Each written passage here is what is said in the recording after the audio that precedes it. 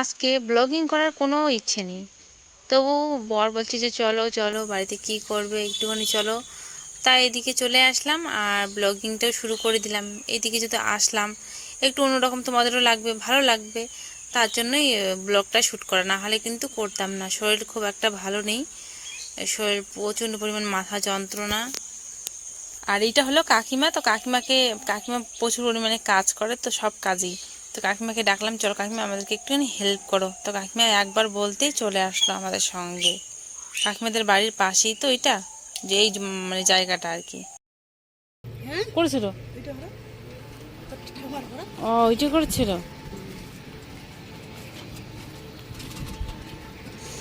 এইদিকে তো তেল লাইন গেছেই বললামই। তো তেল লাইন যখন গেছে, তারপর যাদের যাদের জমি গেছে তেল লাইনের মানে মাঝখান দিয়ে বা মানে মাটির তলা দিয়ে গেছে, তো তো তাদেরকে অনেক টাকা দেওয়া হয়েছে, মানে একটা জমিটা বিক্রির মতন হয়ে গেছে বলতে গেলে। আর এখানকার মাটি তবু মানুষগুলো নিতে দেয় না, যাদের জমি তারা কিন্তু নিতে দেয় না, কারণ জমিটা ওরা সমান করতে চায়, তাহলে কোনো কিছু আবাদ করতে পারবে, চাষবাস করতে পারবে।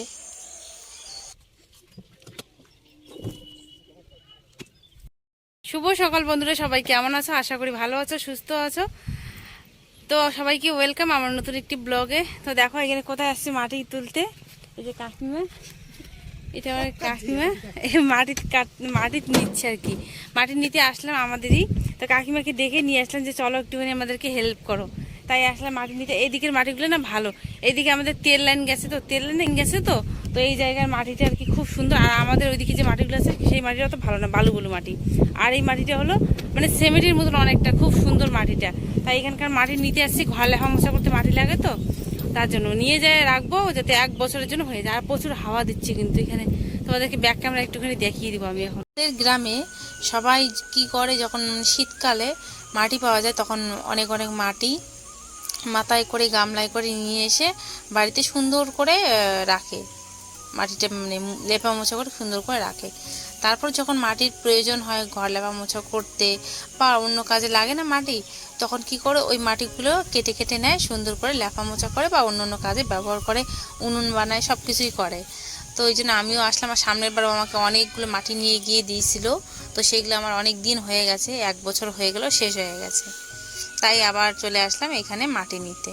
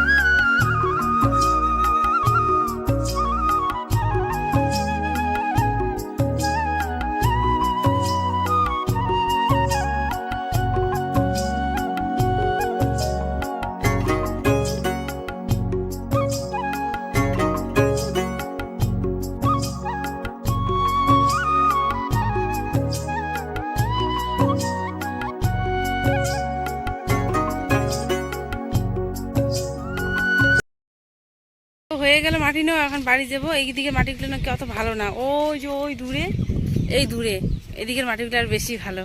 তবু নিলাম একটু করে, ডেপা মোছা করতে মাটি লাগে, ওই জন্যই। তো চলো ওইদিকে গেল, এদিকে যাচ্ছে টোটোটা ঘুরে, আর আমরা এইদিকে যাব কাকিমাদের বাড়ির এদিকে। চলো ওইদিকে যাবে, তুমি যাবা না? এইদিকে চলো, এইদিকে চলো, পাখি বেশি বাড়ির দিকে চলো, চলো। হুম।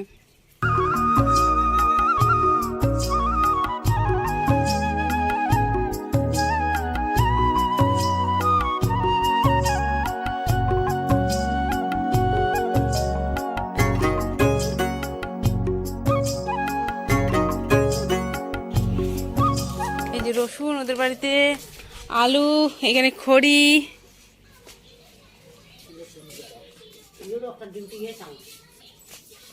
হ্যাঁ, এই যে একটা ঠাকুমা, এই যে আমার ঠাকুমা। তাই এবারে ঠাকুমাটা নাই বাড়িতে, এই যে পাখি,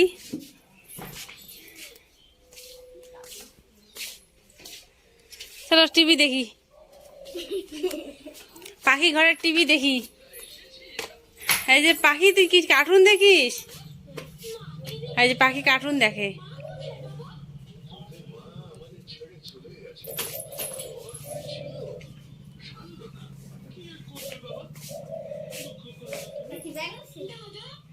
পাখির ব্যাগ।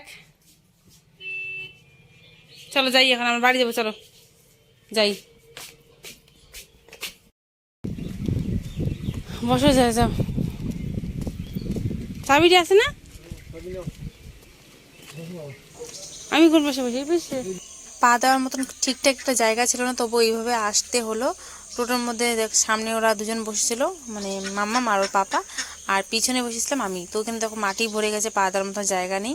তো যাই হোক, বাচ্চাদের মতন করে চলে আসলাম। আসার পরে এখন মাটিগুলো এখানে বলছি যে রাখো বর্তমান, পরে দেখা যাবে কোথায় রাখি না রাখি, কোথায় সাজিয়ে গুছিয়ে রাখি। মানে সুন্দর করে তো রাখতে থাকবে না, এইভাবে তো সারা বছর থাকা যাবে না, না নাহলে মাটিটা বর্ষার দিনে ধুয়েই চলে যাবে, পুরোটাই লেপা মশা করা আর হবে না। সুন্দর মাটি, সুন্দর করে ওকে রেখে দিতে হবে। তো অর্ধেকটা নামিয়ে নিলাম। এবার বিছানার চাদরগুলো দেখো, সেই সকালবেলা 6:30টার দিকে উঠেছিলাম, তখনই ভিজিয়ে রেখেছি। কালকে রাতে চেঞ্জ করেছি, ভিজিয়ে রেখেছি। তো ভাবলাম স্নানের আগে 8টার সময় স্নান করতে গেছি, তখন কেচে ধুয়ে স্নানে গেছিলাম। স্নানে এখন 11টার মতন হয়তো বাজে।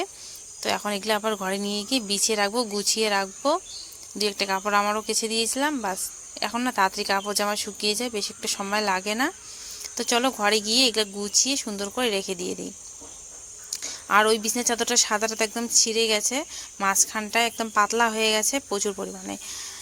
তো ওইভাবে বিছিয়ে রেখেছি। ওইটার মানে আরাম একটা, কি বলতো, সুতি জিনিসের একটা আরামটাই আলাদা, মানে যেটা সুতি একদম কটন কাপড়ের হয়। আর এগুলো না পিছলে পিছলে এটার খুব একটা আরাম নেই, কি আর করবো, যাই হোক। তো চলো এগুলো গুছিয়ে রাখি।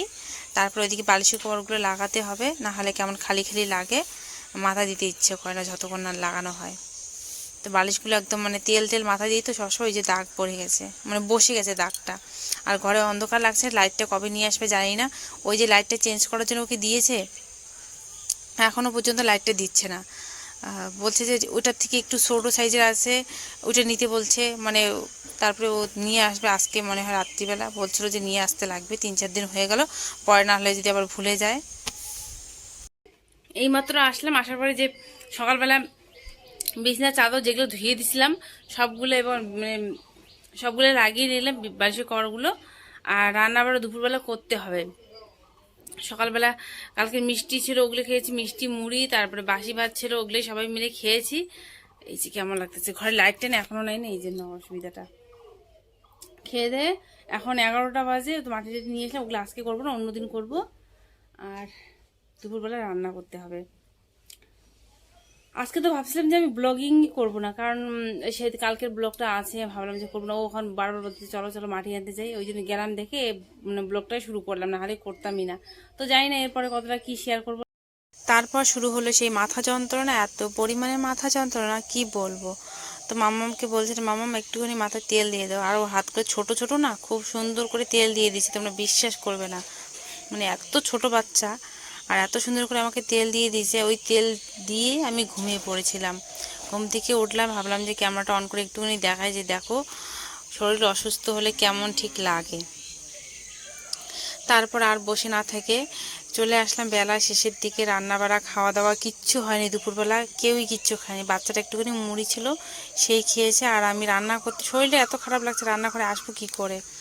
তারপরে ওই যে লাউয়ের মিষ্টি কুমড়োর ডগা, সেগুলো তুলে নিয়ে আসলাম। ভাবলাম যে এটাই রান্না করি, ডাল আছে, ডালটা রান্না করব না, কালকে না হয় ডালটা করব।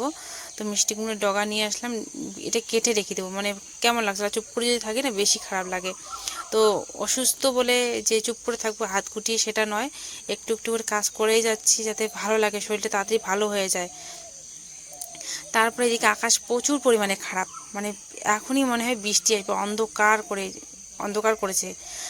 খড়িগুলো তো বাইরে আছে, এগুলো তো আমার রাখতে হবে, বাড়িতে আর তো কেউ নেই না আমি ছাড়া। এখন যদি চোখের সামনে ভিজে যায় সেটা কি ভালো লাগবে? লাগবে না মোটেই। তো খড়িগুলো এখন কি করছি, সবগুলো নিয়ে গিয়ে বারান্দায় সুন্দর করে গুছিয়ে রাখবো। শরীর চলছে না, দেখো বাচ্চাদের মতন করে 2-3টে খড়ি নিয়ে গিয়ে রাখতেছি। আস্তে আস্তে কাজগুলো করছি, আর শুকনোগুলো আলাদা রাখছি, কাঁচাগুলো আলাদা রাখছি। করার সব খড়ি রেখে দিলাম। দেওয়ার পর এদিকে উঠানটা এখন ঝাড়ু দেবো, কারণ অনেক পাতা টাতা পড়ে গেছে। বৃষ্টি আসলে সেই পাতাগুলো আবার মানে মাটিতে বসে বসে যাবে, অসুবিধা হয় ঝাড়ু দিতে। যদি হাওয়া হয় তাহলে তো পাতা পড়বে, আর যদি বৃষ্টি হয় তাহলে পাতা টাতা পড়বে না অত। এই জন্য ভাবলাম যে ঠিক আছে বৃষ্টির আগেই উঠানটা ঝাড়ু দিয়ে রাখি। শরীর না চললে এই কাজগুলো আমার করতেই হবে, চুপ করে বসে থাকা মোটেই যাবে না। তো ওইদিকে বুনু চলে আসছিলো, বুনুকে বললাম যে ঠিক আছে ভাতটা বসিয়ে দিয়ে আমি এই কাজগুলো করি। তাই ও বুনু ভাতটা এখন বসাবে।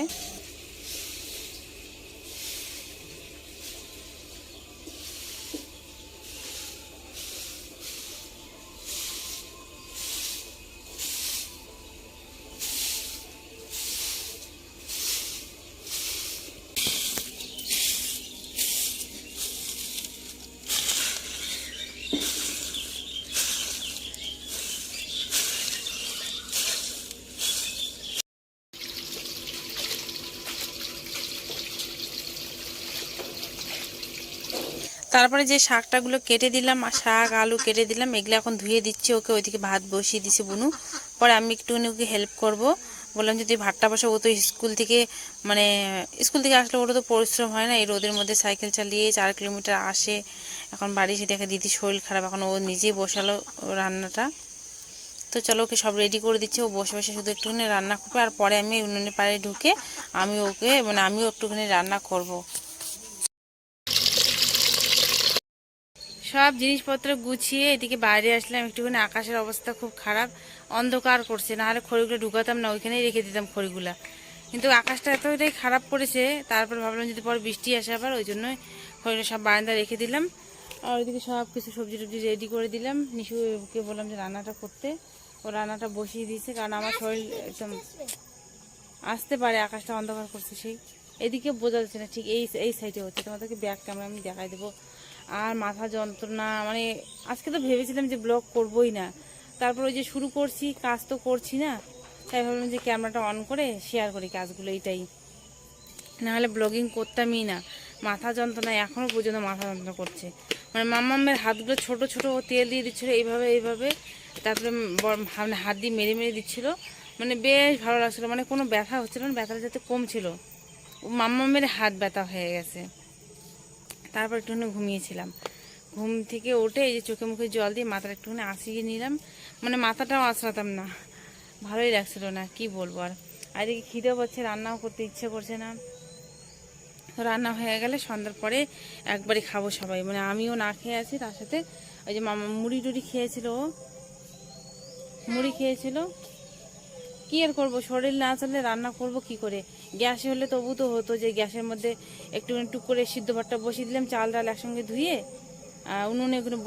উনুনের পাড়ে বসে থাকতে লাগবে, ওই জন্যই আরও হয়নি। মানে ভালো লাগছিল না যে রান্নাঘরে ঢুকবো, রান্নাটা করবো, পেটে তো মানে মাথা যন্ত্রণা করছে, খিদে তো পাচ্ছে না। সেই সকালবেলা খেয়েছি, কিন্তু ওই যে গ্যাসের জন্য। দেখি গ্যাস কবে ভরানো হয়, মনে হয় বর্ষার, আর না হলে আগে হবে না, বর্ষার সময় গ্যাস ভরানো হবে।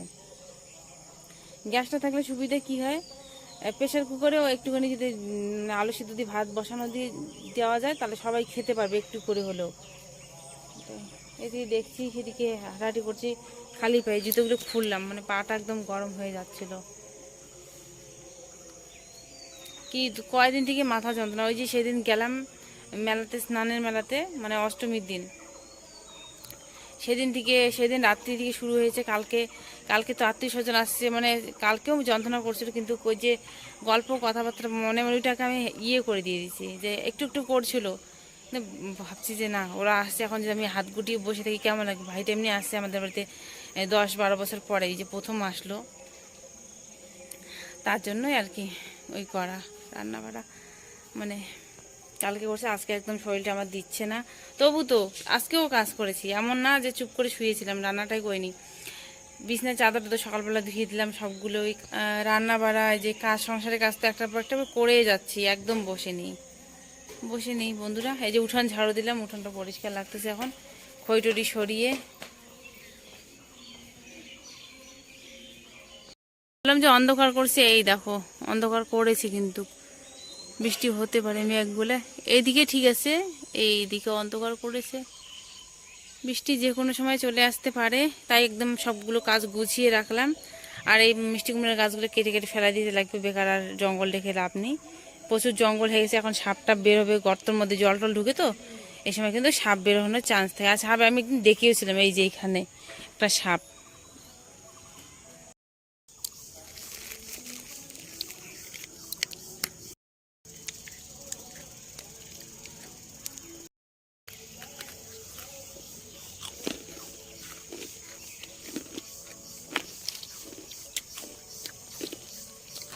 বুনু বিস্কিট নিয়ে এসে তাই খাচ্ছি। মামাকে দিয়ে দেয়। হয়ে গেল আমাদের রান্না বাড়া। এখন বাজে মোটামুটি 7টার কাছাকাছি, অনেকক্ষণ আগে রান্না হয়েছে। তারপর এই ঘরে নিয়ে আসলাম, ওই ঘরে তো খাওয়া যাবে না, লাইটের পোকা প্রচুর পরিমাণে পড়ে, আর অন্ধকার রান্নাঘরের ভিতরে, মানে রান্নাঘরের কোনো লাইট নেই তাই। তো ভাত হয়েছে, বরকে ফোন করলাম, ও খায়নি, ও এখনও আসেনি, বললো যে পরে আসবে। তারপর দেখো এখানে করেছি হলো টমেটো, পেঁয়াজ, রসুন, লঙ্কা দিয়ে শুটকি মাছ দিয়ে চাটনি, এটা আমি করেছিলাম। আর তারপরে ওই যে রান্না হয়েছিল, বুনু করেছে এইটা রান্না, আর আমি ওইটা করেছিলাম। আমি বললাম না, শরীর অসুস্থ থাকলেও চুপ করে হাত গুটিয়ে থাকি না, একটু হলেও রান্নাঘরে না ঢুকলে না ভালো লাগে না ঠিক। তাই রান্নাঘরে ঢুকে দেখো হয়ে গেল, এখন সবাই মিলে খাওয়া দাওয়া করে নেব। তো আজকের ভিডিওটা এই পর্যন্তই, দেখা হচ্ছে পরবর্তী কোনো একটা ভিডিও নিয়ে। সবাই ভালো থেকো, টাটা।